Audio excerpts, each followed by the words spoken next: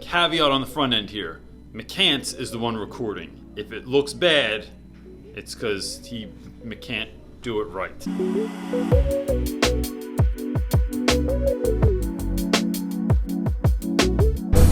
What's up, YouTube world? Hi. Real quick, I wanted to give a brief caveat to this video, or a brief intro to this video. Friend Nicole Thompson came in yesterday, and she was gracious enough to give us her time to speak with a few students and with some teachers about what to do when you're dealing with trauma. So whether it's teachers that are dealing with kids that have been through trauma, teachers that have been through trauma themselves, or people that are kind of going through it together. Like sometimes you're going through it with your students together. I wanted to get someone to come in because I feel like a lot of times we are helping kids that are dealing with stuff and we haven't been trained, or we are going through something ourselves and it's really hard to be a teacher after you've gone through something really difficult. So Nicole came in and here's what we talked about. I'm not all the way in. Is that better? Is it the good arm? This is my good arm. Okay, I'm left-handed, so that's cool. Something a little bit different today. This is Nicole Thomas and I'm Thompson. Yeah. I'm going to start over then. All right, so we're going to try something different today. This is Nicole Thompson. She is known as the urban psychologist on Instagram. Urban school psychologist, because there's another urban psychologist out there. So the urban school psychologist. So I found you on Instagram, and I thought it would be great if we had to talk about what we're going to talk about. So do you want to give a little intro to yourself? Yes. My name is Nicole Thompson, like CJ said, or Reynolds, as we call him, the urban school psychologist, and I have extensive history working in urban districts in a large urban high school, and I specialize in trauma right now, where I educate teachers and other educators about the effects of trauma and how we can better serve those students affected by it. Where did you teach before? What school were you working in Philadelphia?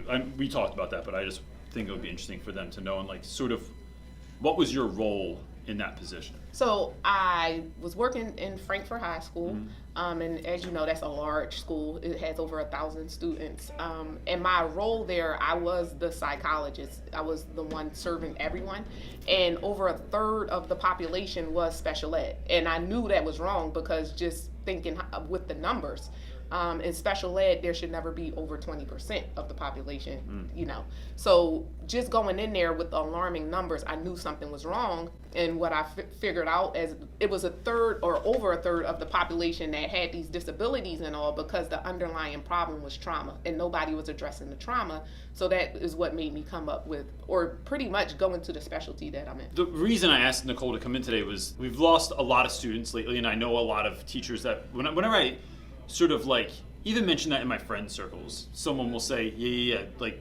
I work in Ohio or I work in California and we've lost a lot of students in the last few years. Or maybe someone lost one student, but it just in a school that has never lost students, and it really resonates.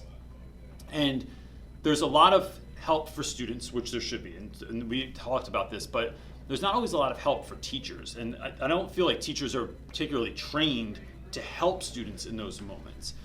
And so if there's someone that is going through that, like some of the things that we've dealt with at our schools, what would you tell them? What advice would you give them in even dealing, a student comes to them and the student is upset or scared, how should they address that situation?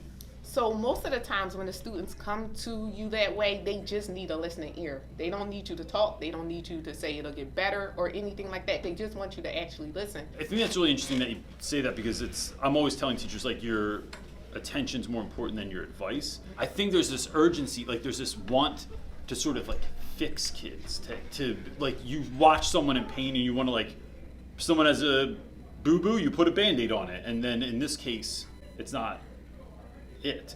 What does just listening to kids do for them? It makes them realize that they matter. A lot of kids don't have a voice. One, because their parents tend to shut them out because they think that, oh, you're a teenager, life isn't that serious. You're not paying bills, you're not doing this. Whatever it is you're going through, you'll get over. So when they know that there's an adult there that actually cares and will listen to them, they will spill their heart out to you, and they will give you that trust and relationship that will never die. It's just that simple. And even when you come in with the mind frame that you want to fix them, you're not going to be able to fix them, and two, you probably won't be able to relate to them because you've never lost a friend when you were a teenager. So you can be as empathetic as possible, but what I hate for sure is when people tell me that they understand. You don't understand because you didn't lose that person and you don't know how I feel. So that's why in those instances it's just best to be quiet and listen. So if you come from a situation, you live in the burbs and you come work in the city, or you live in the burbs and something happened in your school, what advice would you give someone that they want to build relationships but they're not sure how? Like, I just feel like there's all this static around building relationships lately where teachers have gone too far, and so now everyone's sort of hesitant to talk to kids for real, because what if they tell you something that's too much? Like, but how do you even get to that point where you are creating an open space for students to come and talk to you? Like, what would you say to folks that are trying to build that rapport? One is just be yourself. When you're yourself and you're genuine, anybody picks that up, and students are no different. Two, be open. Like, don't try to hide behind your degree or hide behind your title. Just be a person so they can relate to you on a personal level.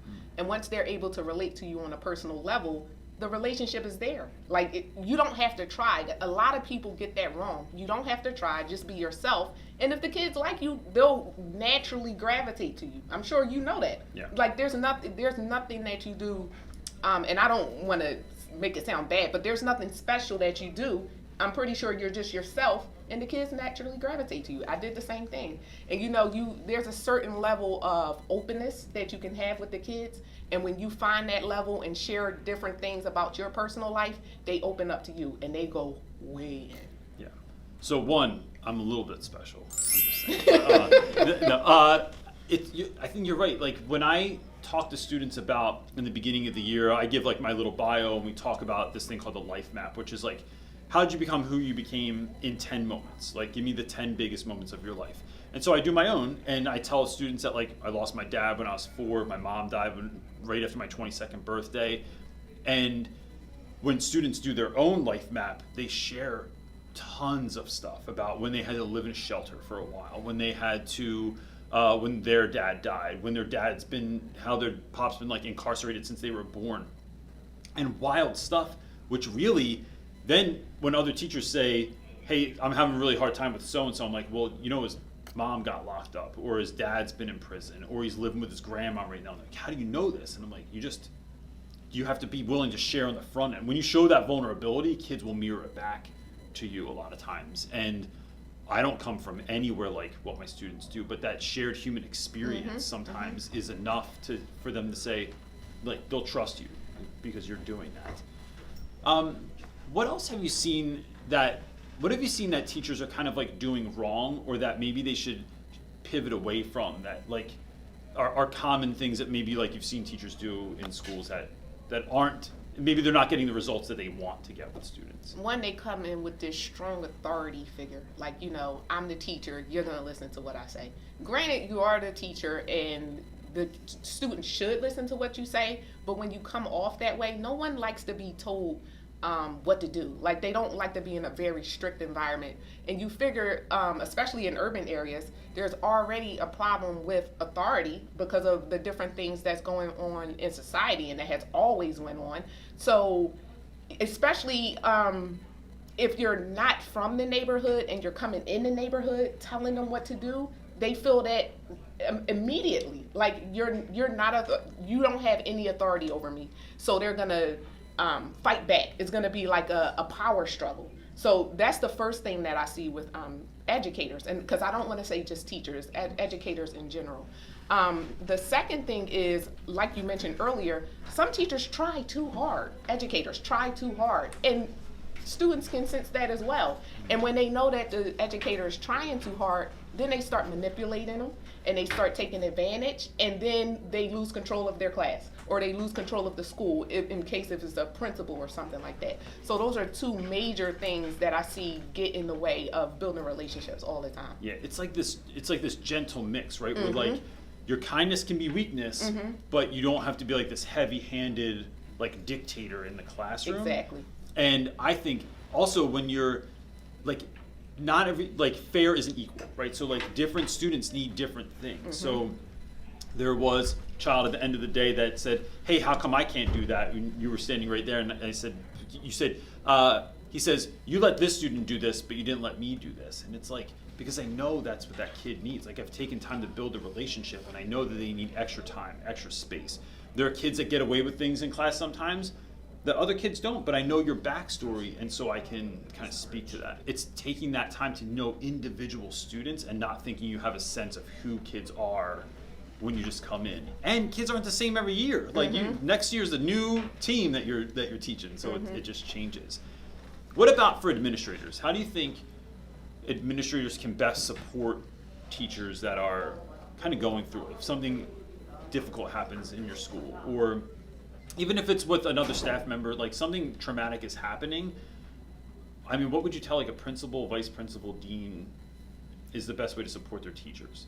Oh, just in a personal way? Like they're So I think like, I'm sorry. They're going through something personal, like, is that what you're saying? No, or? so like, when I'm thinking of our school, right, I'm not, I don't think my principal watches this channel, but I would say like, now I'll get a comment, I'll be like, I do watch it. So like, if you are dealing with a number of teachers who have lost a student, let's say, and what could admin do to help those teachers out?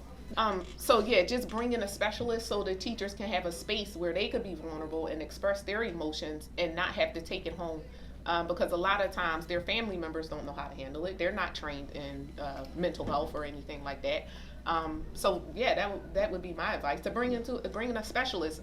Professional development PDs don't always have to be the traditional PDs, right? It could be coming in and doing self-care, having a yoga instructor, or someone teaching deep breathing or things like that. I think that self-care piece is one of the questions I get the most from viewers, is asking, like, they're just burning out, you know, or they put the pedal to the metal in the beginning of the year, or teachers that have never like had, you know, teaching in college, it just sounds like all your ideas are great and your professor tells you how great they are, and then, you know, kids like sort of metaphorically like punch you in the face with honesty, and you're like, oh wait, now what? Like, now what do I do? And that beats you up. It hurts because you're trying to put this good work out there, and students are resistant to that in the beginning. What would you say within the students that I teach, right? So there's a stigma about getting things like therapy, going to see a counselor, where folks don't want to do it. And so sometimes I've had students that have gotten counseling, and I hear their friends like make fun of them in the hallway, like, you got a therapist, you're weak. Like, and it's like, no, his best friend just got killed. Is there something you can say to speak to that, whether it's for students or teachers trying to encourage students? Like, because those are one of those moments that I'm not sure what to do. I'm not sure what to say to a kid. That situation is unique. I've never heard someone be teased about having a therapist, but I would just break it down like this. We all go to the doctors. We go to the doctors yearly to check ourselves up, see what's going on physically. There's nothing wrong with getting a mental checkup. We have to normalize mental health and not have that stigma that if you're going to a therapist, you're crazy or something is wrong. You're going to a therapist because you live, and life is very traumatic. You lose people all the time. Your parents lose their jobs. You lose your house. There's fights, on and on and on. So for you to go talk to somebody about it, it should be seen as natural. Because if you don't talk, if you don't let it out, if you don't cry, you start to build up these physical ailments. You start to, have strokes and heart attacks and all types of things. So instead of going down that road, just normalize it and say, if the student was being teased, okay, don't we go see a doctor? So why is it not okay that I go see a doctor about my brain? And that's one of the most important parts of your health. That's a really great answer. Being a school psychologist, and you don't see the students every day, right? I would assume you see them periodically. The students, they gravitate. like I said, the beating the door down. Yeah, you become a bug light. Exactly. Right? There were students that came and saw me every single day. Even if they cut school, they would come in late straight to my office. So I get it all the time. Can I sit in here for the period? I don't want to go to my class. Nope, this is not how it works. Right, exactly. This is not choose your own adventure. How do you get students to talk that might be reluctant to talk? Like, I what? just told you. But I'm Just not sharing who you are. I'm who I am. They like my personality. They like how real I am. They see I'm not holding any punches back. I just be myself, and then they just start to pour out. I still have my mentor group. We meet every Wednesday, and we're talking about mental health now and everything. And because before I was kind of like, I don't know how much I want to go into mental health with the girls, because I was teaching them like life skills, the stuff that schools don't really teach. And the one time, because we did it a couple of times, the one time the student came to me and she said, "Miss, we need a therapy session." And all of the other girls was like, "Yes, we do." So now, if they're going through something, they'll come and tell me, like, we need a therapy session. We need to talk. Yeah. And we'll talk about it. We were talking about depression. We were talking about anxiety and how it affects your schoolwork and why it's going on. And I was telling them, it's normal to have a certain level of anxiety and a certain level of sadness, but if it continues on for a very long time, then there's something wrong. Yeah. And, you really need to talk to somebody. And one of my girls, she opened up to me and admitted that she had depression for a very long time. And I was sort of taken aback because it was during the time that I knew her. But she had already told me that she was so scared to talk to an adult because when she opened up to her parents, they were like, "Get out of here. You're not depressed. You're not this." So when she opened up and told me that, I'm like, wow. Whenever kids open up to me that much, I feel humbled. Just to know that they truly trust me that much and can confide in me. So be yourself. And, they'll see that, because whatever it is they're feeling, they'll start to feel it. They'll feel sad or whatever it is. And it gets to a point where they know they just have to talk to somebody about it. I tell students all the time that because they'll always apologize if they tell me something or if they start crying in front of me. And it's like, I am completely honored that you would share this with me. Mm-hmm. Like, I feel, it makes me feel special that, like, you chose me to talk with this about. Exactly. And if you think about how little adults actually talk to children in general, like, your parents' friends come over when you're a kid and they go, "Hey, how's school?" "Great, where are your parents?" And then they go have adult time. But unless it was that one uncle or cousin that, like, dared to play video games with you, that sat at the kids' table, that said, "Hey, what are you guys doing?" and, like, kind of got into it a little bit with you, they become the trusted ones. But it's just that being around, being consistent, showing that you actually care, asking a little bit, like a follow-up question. So if I see Mr. Briggs, who's off camera here with, like, these curious jeans on that he has, I might say, "Yo, talk to me about this, man. Like, where do you even get those from?" Or someone's hoodie, or what are they if they're walking around with headphones all the time, like, what are you listening to? Like, I'm curious. And then I might even go listen to that and be like, I don't think I like Uzi that much, but I listened to the whole album. I've done. So it's just being willing to step into a student's world, and then they will willingly step into yours whenever and do anything. Like you said, like, those are the kids that are you're like ride or die kids that forever. Is there anything else you would like to that teachers, students, folks that are watching? It's mostly teachers. Should know about this? Okay, so for my teachers, since it's mostly teachers out there, one, when you're coming into urban neighborhoods, most of us aren't from the environment that we're serving. Don't come in with, well, I can't say don't come in, because you will. You'll come in with a certain level of bias. What I want you to realize is that you have bias, and reflect on those biases. Once you start to reflect on those biases, you'll start to realize that some of the things that you think about the students just aren't true. So once you realize that those things aren't true, get to know the kids on a personal level. And once you know them on a personal level, and not just assuming that you know these kids and what they do because of the neighborhoods that they live in, then you'll be able to start to build those trusted relationships. That's perfect. And that, like you said, that's one of those things that you don't think you have those sort of implicit bias, but then when you start,